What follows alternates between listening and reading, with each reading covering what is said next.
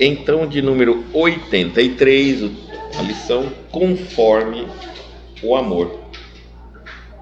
Primeiro eu vou ler a lição, depois eu volto explicando ela. Vamos lá. É a carta aos Romanos, Paulo, carta aos Romanos, capítulo 14, versículo 15. Mas, se por causa da comida se contrista teu irmão, já não andas conforme o amor. Não destruas por causa da tua comida aquele por quem o Cristo morreu. Agora vamos ver a fala de Emmanuel. Preconceitos dogmáticos fazem vítima em todos os tempos e os herdeiros do cristianismo não faltaram neste concerto de incompreensão.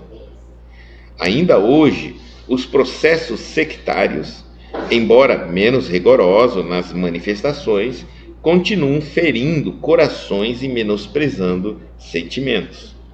Noutra época, os discípulos procedentes do judaísmo provocavam violentos atritos em face das tradições referentes à comida impura. Agora, não temos o problema das carnes sacrificadas no templo.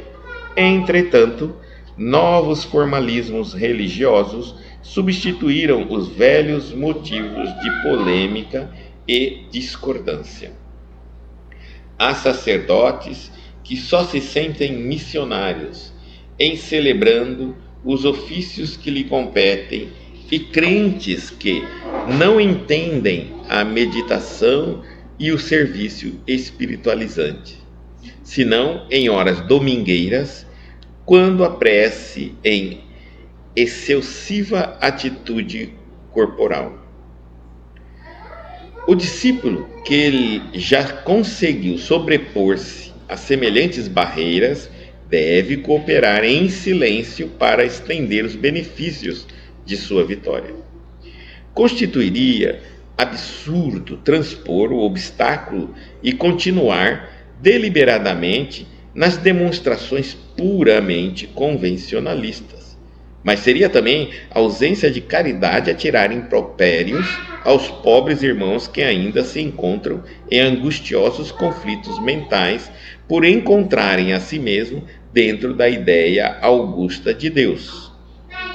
Quando reparares algum amigo prisioneiro dessas ilusões, recorda que o Mestre foi igualmente à cruz por causa dele. Se tua bondade à frente da análise de tua observação será construtiva e santificante. Toda vez que houver compreensão no cântaro da tua alma, encontrarás infinitos recursos para auxiliar, amar e servir. Bonita mensagem, né? E é uma mensagem que eu diria importante no momento que nós estamos vivendo, né? Onde tudo está sendo criticado, né? Em todos os momentos. Hoje a gente vê através da internet que não ficou uma personalidade sequer religiosa sem ser criticado, combatido, nenhuma religião sem crítica, combates ferrenhos mesmo, na tentativa de destruir tudo que existe, literalmente. Alguns de nós, há pouco tempo, algumas figuras dentro das religiões eram quase que como que eu posso dizer, nós nunca viríamos ninguém ousar falar mal, criticar. Hoje nem Jesus sobrou nessa história toda aí, nós estamos vendo grandes ataques ferrenhos mesmo. E eu falo que é grandes ataques, não é pelos argumentos saudáveis, interessantes, é pela quantidade de visualizações. Por incrível que pareça, se a gente abrir um trabalho na internet, como esse aqui, Reforma Íntima, falando sobre os ensinamentos de Jesus, você vai ter lá, sei lá, 100, 200 visualizações. Mas se aqui nós fôssemos falar hoje mal de Jesus, as falhas de Jesus, os erros de Jesus, nós íamos ter milhares e milhares de visualizações. Isso demonstra que o mundo está ficando um pouco em crise, né? Imagine numa geração que não vão mais à religião, que muitos acreditam que não precisam da religião e estão sendo agora bombardeados por essas ideias. O que será o futuro da humanidade em termos de ensinamentos, né? O que será do cristianismo e de outras religiões, porque, como eu disse, não é só o cristianismo combatido, não, todas as religiões. Então, esse tema eu acho que é muito oportuno, conforme o amor. E ele diz assim: mas se por causa da comida, naquela época eles estavam tendo uma contenda, depois das cerimônias, dos encontros nas sinagogas, nas religiões, nos templos cristãos, não seriam sinagogas, nos templos cristãos, os que tinham banquetes, terminava as cerimônias e havia aqueles banquetes, comida, bebida, porque cada um que lá ia levava alguma coisa para ser comido. Então comiam, bebiam. E aí, como não havia uma regra, o que levar, cada um levava o que gostava de levar. Terminada a pregação, eles faziam aquele banquete, aquela festa.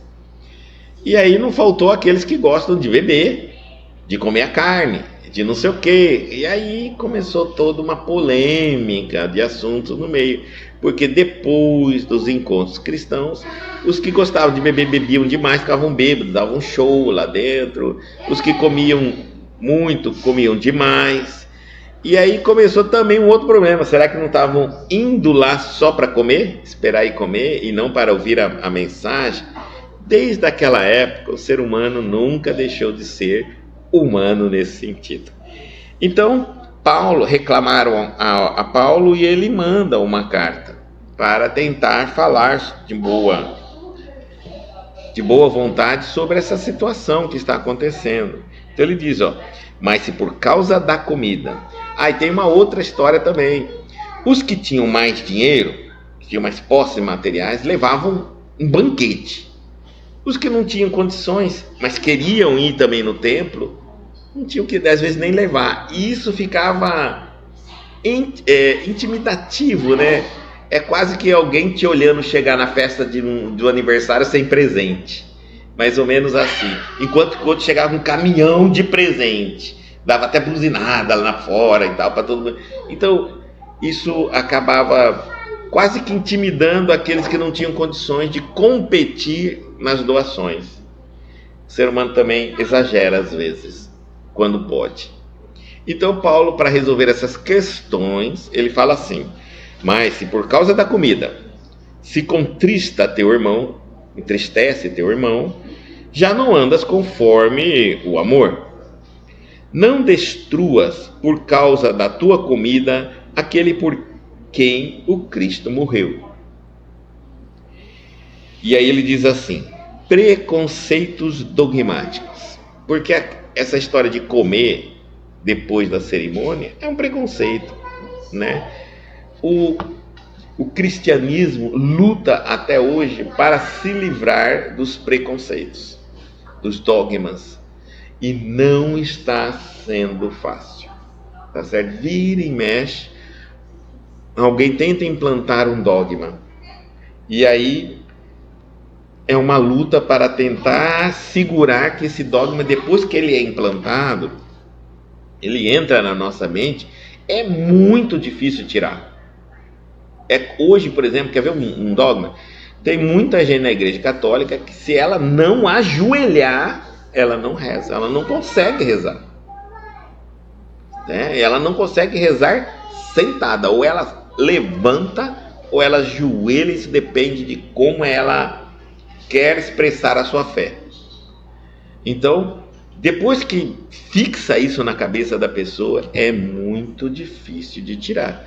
Eu me lembro quando eu era católico, eu passava por frente de cemitério e por frente de igreja, eu tinha que fazer o sinal da cruz. E fazia. E quando esquecia, ficava apavorado. Então, levei muito tempo para me libertar de um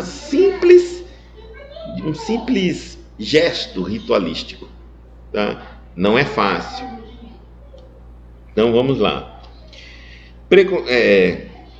Preconceitos dogmáticos fazem vítimas em todos os tempos.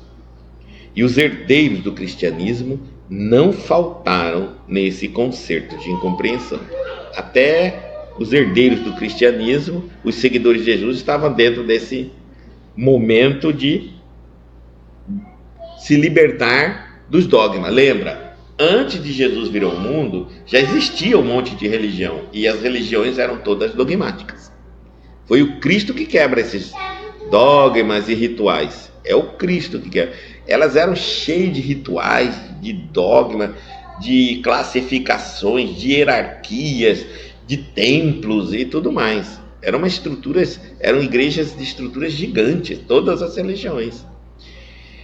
E aí então, quando os cristãos migraram de outras religiões para o cristianismo, depois de conhecer Jesus. E é natural que cada um traz suas crenças. Então até hoje o movimento espírita sofre as influências de outras religiões, de onde as pessoas migram para o espiritismo, mas ainda conservam as tradições que vão levar anos e anos para se libertarem. Tá? Então, ainda hoje, ele diz, os processos sectários, embora menos rigorosos nas manifestações, continuam ferindo corações e menosprezando sentimentos. Muitas vezes, por você não fazer um ato cerimonial, antigamente você poderia ser até punido e castigado. Hoje já não é tanto assim, mas ainda fere, motivo de escândalo para aquele que não se submete. Imagina que, sei lá, todo mundo, num determinado momento, tem uma cerimônia e que todos têm que passar por aquela cerimônia, tem que fazer aquele ritual. E se por acaso daquelas pessoas do grupo não fizer isso, é imediatamente chamada a atenção. Então, todo mundo vai falar dela, vai criticar, vai apontar, vai olhar. Então, ele fala que hoje não é tanto assim, mas ainda existem alguns pontos que são sim. E isso acaba chateando as pessoas, ferindo as pessoas, por não quererem seguirem rituais. Noutra época, continuando, os discípulos procedentes veja que eles eram, antes de ser cristão, eles vinham de uma religião judaica. Então, provocaram violentos atritos em face das tradições referentes à comida impura. Era uma coisa que eles tinham como tradição no judaísmo. Tinham que lavar a mão antes de comer. Na cabeça dele, isso é um ato espiritual. Óbvio que nós chamamos isso hoje de ato sanitário, né? Porque na época, religião e higiene e lei, tudo era uma coisa só. Tudo tinha que colocar dentro de um pacote só, né? Para dar credibilidade. O povo era tão duro, tão ruim, que se você falasse assim, olha, lava a mão, porque para não se contaminar, né? Não sabiam falar, na época não conheciam bactérias, vírus, mas não levar doença para o seu corpo. Então eles diziam assim, essa é uma lei de Deus. Pronto, aí vamos ficar comendo. E aí se a pessoa não lavasse a mão e comesse, ia ficar doente. Se ficasse doente, é castigo de Deus. Porque na visão deles era assim. Então eles traziam, os judeus, quando começaram a adentrar no movimento cristão, eles traziam muitas cerimônias, colocadas assim, tudo ou nada, e criou violentos conflitos, tá? Então, tradições referentes à comida impura. Agora, não temos o problema das carnes sacrificadas no templo. Hoje ninguém, salvo algumas religiões ainda, que sacrificam animais em momentos de encontros cerimoniais. Mas é muito raro hoje. Então, de carnes sacrificadas no templo. Entretanto, novos formalismos religiosos substituíram os velhos motivos de polêmica e discordância.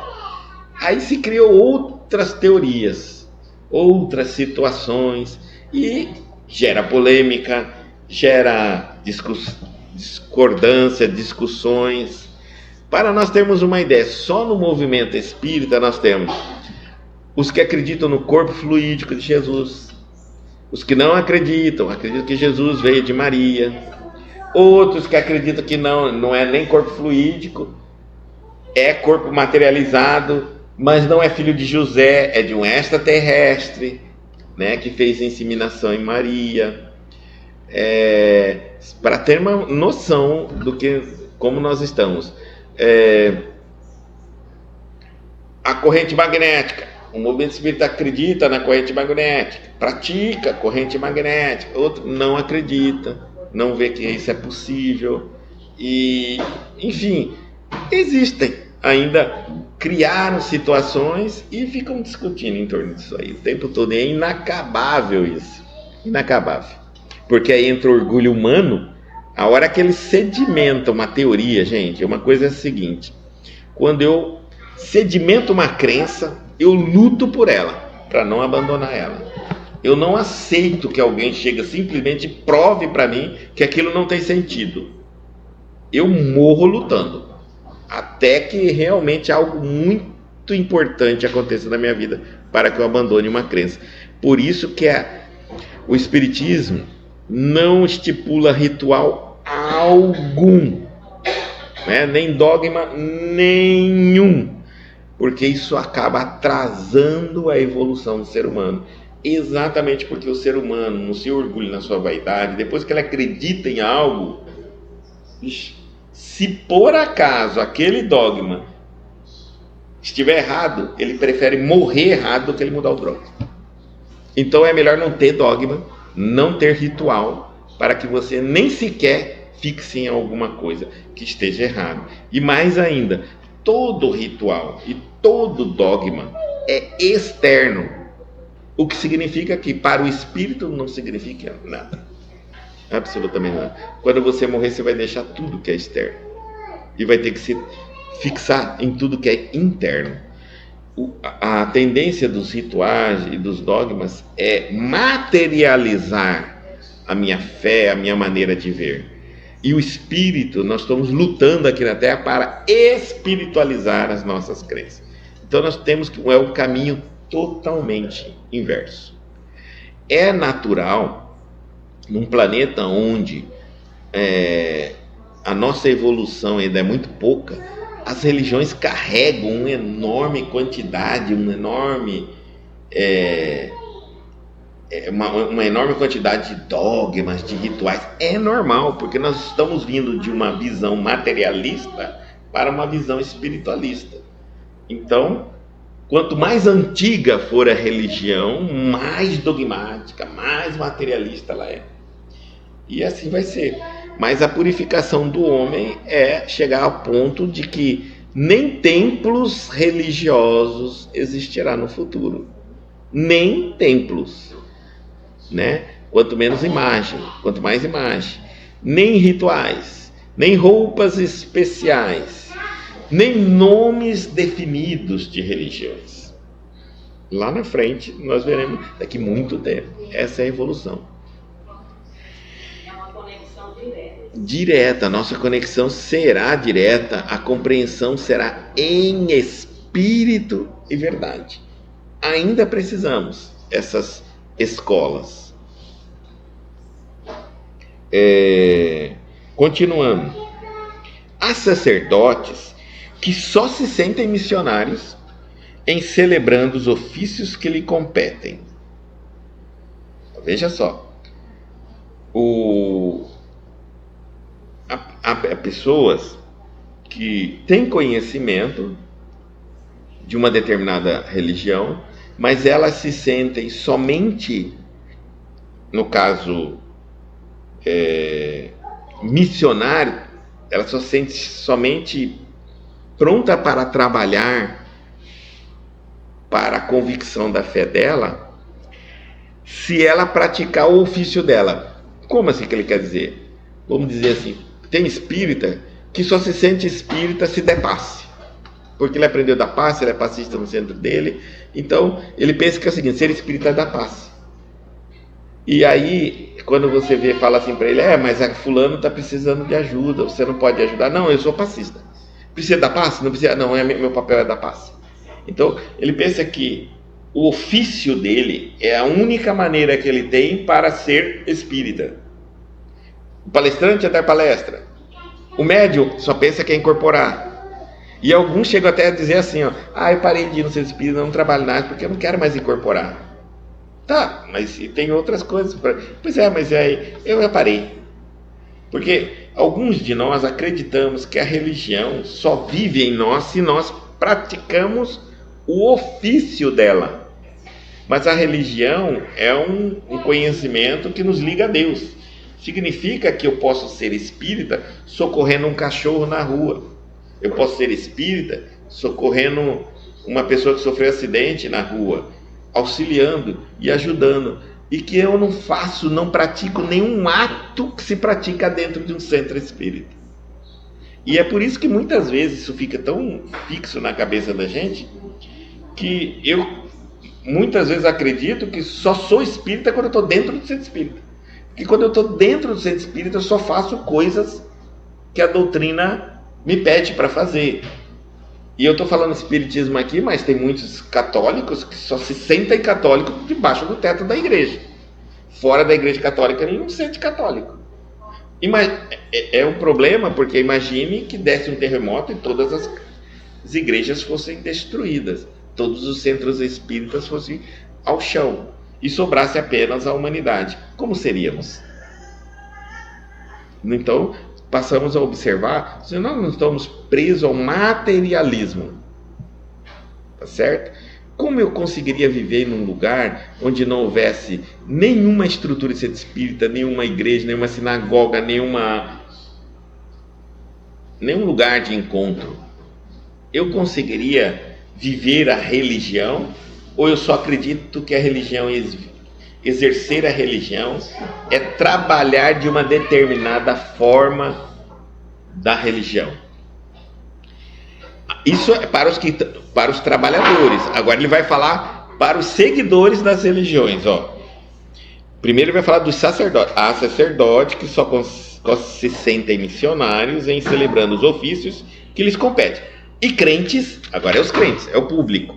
Crentes que não entendem a meditação e o serviço espiritualizante, senão em obras domingueiras, com a prece de excessiva atitude corporal, como eu falei. Algumas vezes eu só acredito se eu só me torno religioso naquele período que eu estou sob a influência ou do centro espírita, ou da sinagoga, ou da igreja católica, ou no templo evangélico. Enquanto ali eu estou assumindo posições categoricamente ritualísticas, né? Por exemplo, quando a gente fala assim, ficamos todos em pé para orar. Aí eu estou em pé, eu estou retinho ali, você vai ver a pessoa toda realmente compenetrada em cumprir certinho, e muitas vezes o pensamento dela não está nem ligada ao que ela está fazendo. Saindo dali, ela não consegue fazer a mesma coisa, aquela retidão. Muitas vezes a gente vê o espírita sendo um espírita incrível, mas dentro do centro espírita.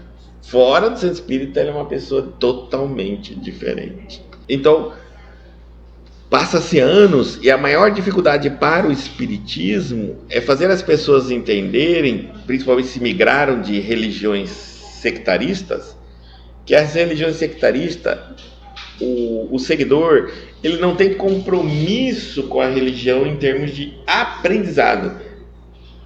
Quem vai na igreja para estudar?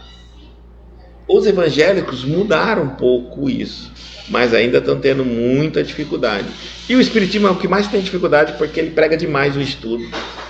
É o que mais tem dificuldade dos seguidores.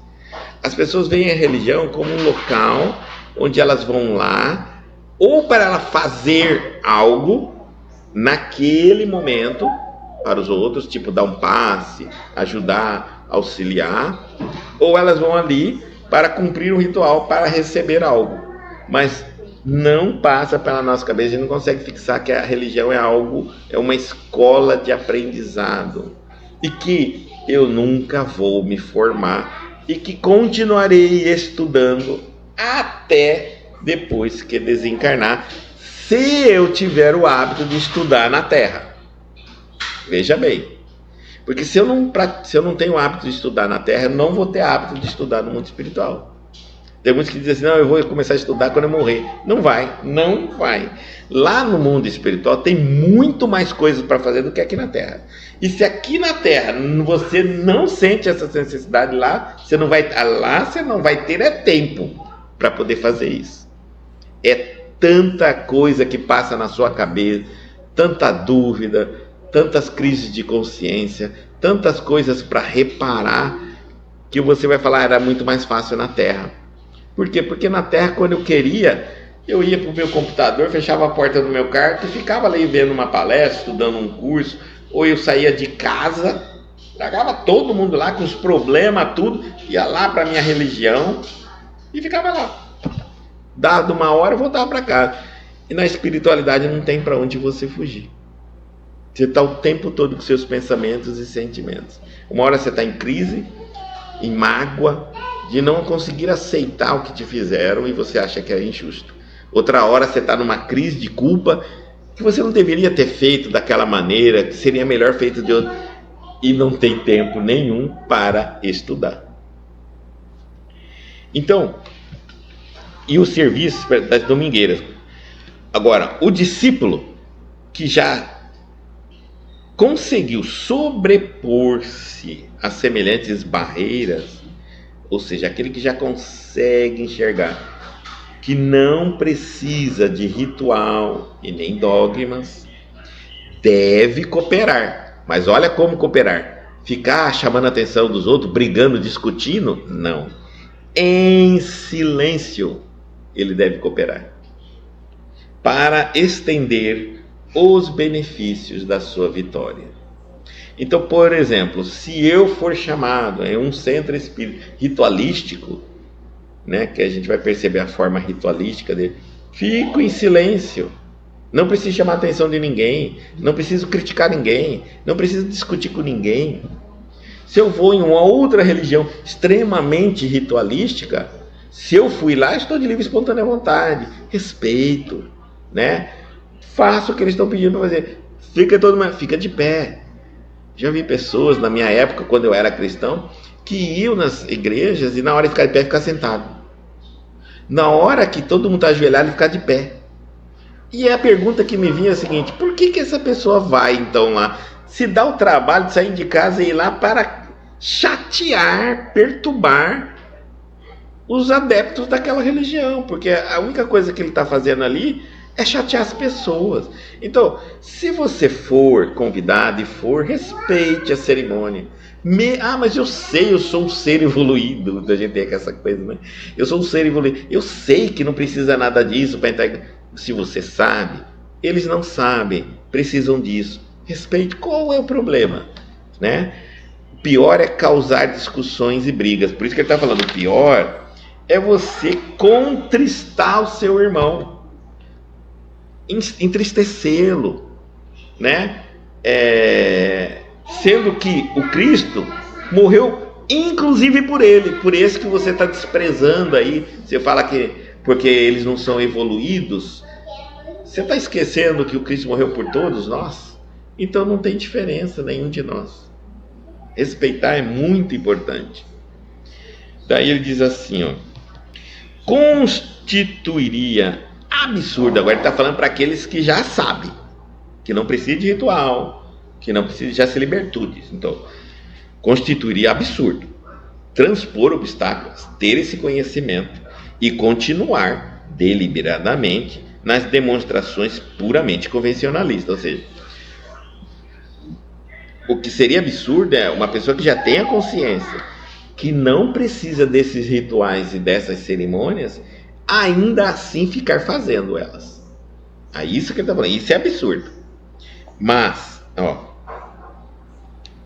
seria também a ausência de caridade, atirar impropérios, discussões, palavras esdrúxulas aos pobres irmãos que ainda se encontram em angustiosos conflitos mentais por encontrarem a si mesmo dentro da ideia augusta de Deus. É importante nós entendermos que os que sabem, os que já conseguiu passar por essa barreira, já conseguem um contato direto mais com Deus, com a sua espiritualidade, com o teu benfeitor, em qualquer lugar, sabe que não precisa estar de pé, de joelho, deitado, que não precisa estar em determinado local, né? Que não precisa, sabe que a religião está dentro, está com ele, então ele tem que ser cristão a 24 horas do dia, mesmo que ele não frequente nenhum lugar cristão. Esses, ele está falando, esses seria absurdo você vê-los praticando cerimônias e rituais. É meio chocante isso. Até porque ele estaria ensinando os outros erradamente. Porque se ele sabe que não precisa daquilo, por que ele faz isso? Quem o vê fazendo vai copiar. E depois que ele aprendeu, aqueles que aprenderam com ele, observando ele com o jeito dele, quem é que vai esclarecê-los que não precisaram? Será nós mesmos, aqueles que ensinamos errado. Veja só, se eu sei que falar mal da religião que eu não concordo com ela está errado, não é absurdo eu ficar falando mal? Por que, Guto, que é absurdo? Porque a partir do momento que eu faço isso, outros me ouvem e copiam o meu exemplo e também passam a falar mal. Só que, como eu fui o instrutor, o professor e o mestre, em exemplo para eles aprender, serei responsável para correr atrás desse grupo e ensinar o contrário. Então nós vamos encontrar lá na frente, em próximas reencarnações, eu batendo na porta dos corações deles para dizer, não está errado. Nós somos dono de tudo aquilo que nós criamos, principalmente no coração das pessoas. Então, se eu acho que acender uma vela não tem necessidade para entrar em contato com Deus, não acendo. Não acendo. Se alguém falar assim, por que você... Eu não estou num lugar onde precisa acender, né? Porque se eu lá naquele lugar todo mundo tem que acender, eu vou ter que acender, né? Porque eu fui lá porque eu quero, não posso contradizer a todos os meus irmãos. Contristar meus irmãos. Não posso. Então eu vou ter que acender. Ou eu não vou. Mas se eu estiver num lugar que não é obrigado e alguém diz, olha, você não vai acender uma vela? Eu digo, não, obrigado. Por que eu não vou acender? Porque eu não quero que alguém, me vendo acender, copie e pensa que é necessário acender. Porque lá amanhã ou depois, um dia, eu é que vou bater no coração e dizer, não, ensinei tudo errado. Por isso que o cristão, gente, tem uma enorme responsabilidade. Quando eu sou um cristão, fiquei conhecido, as pessoas começam a confiar nos ensinamentos e de repente eu roubo, trapaceio, engano alguém, vem um escândalo, todo mundo vai falar assim, não, olha só, nós temos muito isso, deixa pra lá, esse Brasil é assim, todo mundo rouba, tem um monte de pastor que é assim, tem um monte de padre que é assim, é só um espírita, e continua seguindo. Eu ensinei, né? Eu ensinei que eu posso ser um espírita, um seguidor do Cristo, mas continuar trapaceando, enganando, roubando meu irmão. Quantos vão fazer isso também? Eu estou dando um exemplo.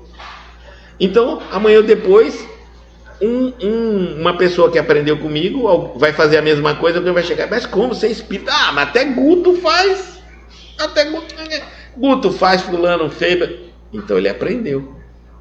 Quem ensinou errado ele? Eu. Então o nosso exemplo como cristão é muito importante. Se eu não acredito em algo, se eu acho que aquilo pode prejudicar as pessoas, não faça. Não faça. Nem para agradar. É bom retirar dos seus hábitos da sua vida. Tá certo? Naturalmente alguém vai perguntar, por que você não faz? Aí a pessoa te perguntou, você pode ensiná-la. Mas você não pode sair ensinando, porque isso pode chatear as pessoas. Que, por exemplo, eu encontro uma pessoa que precisa acender a vela. E eu vou até ela, não acende a vela, chateia. Mas você não acende. Aí um dia ela fala, você nunca acende a vela? Não, não acende. Você acha que não tem necessidade? Não tem necessidade. Por quê? Me explica. Ah, isso explica. Por causa disso. Pronto. Se ela quiser, ela está livre. Ela pode deixar ou continuar. Sem problema algum. Né? Então, mas seria também ausência de caridade se a gente ficasse brigando, discutindo sobre isso. Isso é claro que ele deixou. E está falando aqui, ó, muito importante a gente pensar, tá? Irmãos que, ó, atirarem impropérios, palavras esdrúxulas, apelidos, deboches, aos pobres irmãos que ainda se encontram em angustiosos conflitos mentais. Não pense que quanto mais a minha fé for materializada, mais eu estou satisfeito. Pode fazer uma análise. Agora é um desafio que eu posso lançar aqui. Comecem a observar. Pergunte às pessoas. Quando você observar uma pessoa com a fé muito materializada, tenta fazer uma entrevista com ela. Nós vamos observar algumas características das pessoas que têm a fé materializada: medrosas, ansiosas e incertas. Elas sempre vivem em dúvidas. Mas por que isso? Porque o inconsciente dela, o espírito, sabe que aquilo não significa nada. Ela não consegue se libertar daquilo, mas ela sabe que aquilo não é normal, não está certo. Vamos imaginar aqui alguém que materializa tanto a fé dele que constrói uma estátua. Que constrói, por exemplo, sei lá, eu acredito em santo, um determinado santo, e faço uma estátua, ou compro uma estátua. E aquela estátua, para mim, é o santo. Aí eu quero fazer uma casinha para esse santo. E aí, na hora que eu vou fazer essa casinha para esse santo, eu quero num local da minha casa onde ele pode me proteger. Então eu não vou colocar ele no meu quarto, porque aí o ladrão já entrou no meu quarto. Então, para o ladrão não poder entrar no meu quarto, eu vou colocar ele lá na entrada da minha casa, vou arranjar um lugar no meu jardim e vou fazer a casinha desse santo. Ou de uma entidade. De um Exu, de uma pombagira, seja o que for. E faço lá aquele lugarzinho. Olha como a fé está tão materializada. A minha cabeça, aquele santo ou aquela entidade espiritual está morando dentro daquela casinha. Eu fico só perguntando, interessante, mas você mora na casa maior, né? A casa maior com banheiro e tudo assim, da casinha pequenininha do coitado. E ainda que trabalha para você, não ganha salário. E aí, você faz aquilo ali. Você vai perguntar assim, que ponto chegou o medo dessa pessoa? Tá batendo. Só de entrar na casa e falar, nossa, essa pessoa tem um medo tremendo de que entre ladrão, de que coisas ruins aconteçam na casa dela. Por causa da fé materializada. E aí entra um bandido danado para mexer com essa pessoa e ainda rouba a imagem da casinha dela. Puxa vida, essa pessoa quer morrer. Ela pensa que a casa dela está agora a ver navios, descoberta. E que todo o mal do mundo vai entrar na casa dela.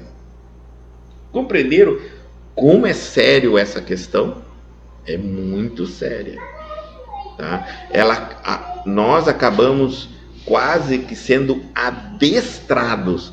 Adestrar você adestra um animal, é quando uma ordem de comando ultrapassa toda a lógica.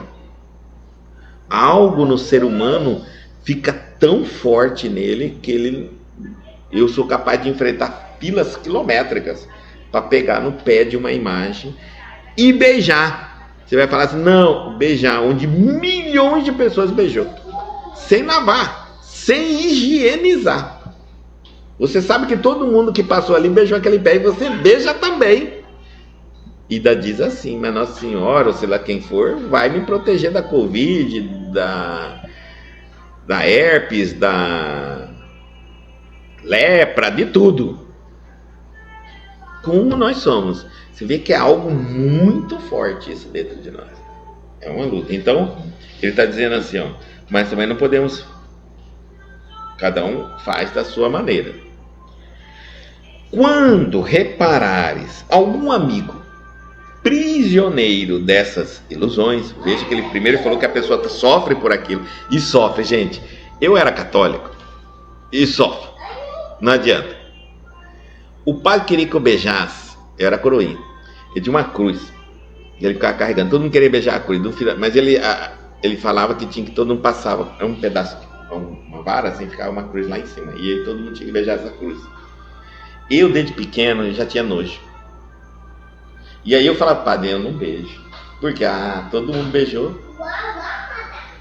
Como você não tem fé? Você vê como que é? Eu fazia, porque o padre falava que senão eu ia para o inferno. E eu fazia. Quando eu beijava, meu Deus, até doía meu corpo. Eu sabia que era um ato, não era um ato higiênico, era porco. Mas eu tinha que fazer. Você vê como que a minha lógica brigava comigo, contra a minha fé. É assim também. Isso é só um sintoma. A gente acaba ficando em crise o tempo todo. Por exemplo, a gente sabe que até uma certa idade ajoelhar é tranquilo. Depois de uma certa idade ajoelhar é um sacrifício e é algo que não é recomendado pelos ortopedistas. Tanto que pedreiro, para ajoelhar, já tem todo um aparelho, uma almofada para colocar onde se ajoelha. E até hoje tem pessoas que ajoelham ali. Aí eu via também, né, às vezes comigo, aquelas pessoas de idade ajoelhando, um sacrifício para botar a velhinha de joelho e para tirar ela do joelho dela. E aí eu ficava, meu Deus, precisa sofrer tanto assim para orar? Que Deus que é esse? Que não é capaz de ver a idade dela e ouvir a prece dela sentada. Eu faria isso. Dá a impressão que eu era até mais bom que Deus, mais justo que Deus. Eu pensava também, eu tenho que beijar? Será que Deus não vê que isso é higiênico? E se eu adoecer? Que Deus é esse que me expõe à doença? Então, às vezes os dogmas, os rituais, nos chocam. E a gente sofre para cumprir eles, porque a gente sabe que não tem algo errado. Não precisa disso. E aí faz a gente questionar os deuses. Por exemplo, ir num templo religioso. Aqui é a casa de Deus. Há quanto tempo você não vem à casa de Deus? Aquilo me matava.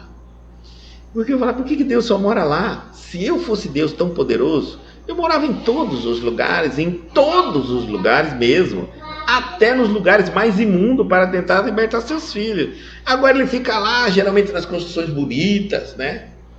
E eu que tenho que deslocar. E aí quando não podia deslocar, a pessoa estava doente, ela ficava com aquilo na cabeça. Mas até antes de morrer eu preciso ir em tal lugar. Tem gente que faz promessa, tem que ir lá para Nossa Senhora Aparecida, que é uma cidade que faz muita promessa. Tem gente que passa a vida contando dinheiro, porque ela prometeu ir lá em Nossa Senhora Aparecida pagar a promessa dela. E eu ficava perguntando, que Deus é esse? se a pessoa não tem dinheiro, não tem condições, e às vezes nem saúde, porque ela tinha condição de comprar só o ônibus, mas não tinha saúde para viajar de ônibus, porque era longe, tinha que ser de avião, mas ela não tinha dinheiro. Olha, era um sofrimento para aquela pessoa. Por isso que ele está falando, não ria dessas pessoas, não deboche dela, porque eles já estão presos na armadilha da ilusão. Seguir a Deus, servir a Deus, não provoca sofrimento, aflição, dependência. Não provoca. É muito mais simples do que a gente imagina. E aí ele está dizendo assim, ó, se você reparar algum amigo prisioneiro dessas ilusões, recorda que o mestre foi igualmente à cruz por causa dele. Por que Jesus foi à cruz por todos nós, por aquele que compreendia a missão dele e por aquele que nem compreendia nada. Ele não distinguiu ninguém, ele não escolheu ninguém. Olha, se você não entende nada, fica para fora, não é por você que eu vou morrer.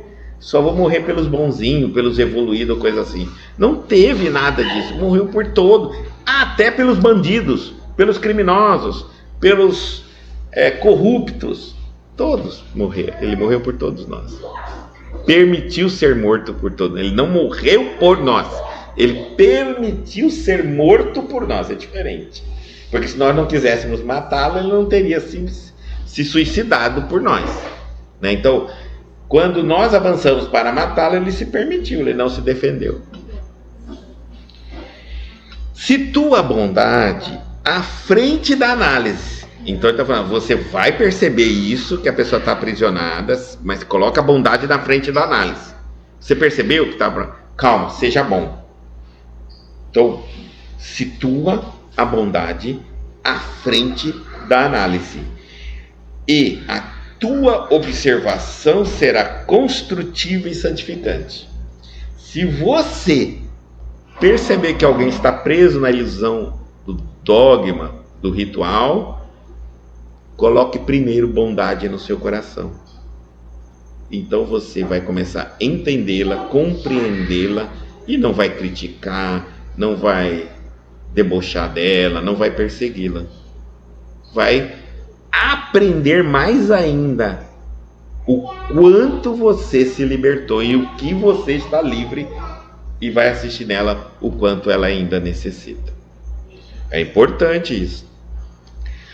Toda vez que houver compreensão no cântaro da tua alma, encontrarás infinitos recursos para auxiliar, amar e servir. Ele está mandando o seguinte, em todos os aspectos, não. Se você encontrar um ser humano que não seja da sua fé, que está totalmente materializado nas coisas dele, que está totalmente diferente da sua crença, gente, se houver amor no nosso coração, nós temos infinitos recursos para auxiliar, amar e servir.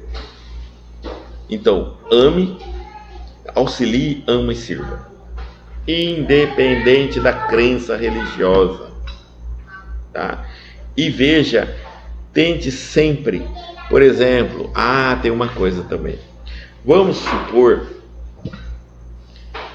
para a gente não contristar nossos irmãos, eu tenho um parente que ele é alcoólatra e está parando, lutando para parar, fazendo tratamento. E aí eu dou uma festa em casa. E eu me digo cristão. Me digo assim, eu sou cristão. Mas sei que eu tenho alguém em casa.